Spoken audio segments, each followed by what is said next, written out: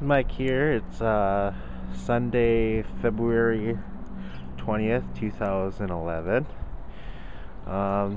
It is snowing again in South Minneapolis.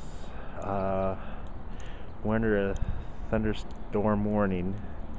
We're supposed to get 11 to 18 inches of snow or so. It's this last time I heard.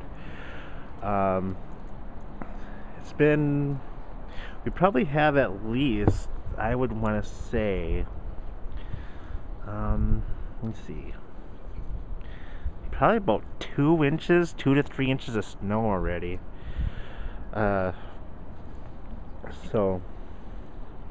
it's back in December, between December 11th and 12th, we had about 15 inches of snow. Caused like the whole city to be disabled. Buses weren't running, so hopefully it's not like that for this storm.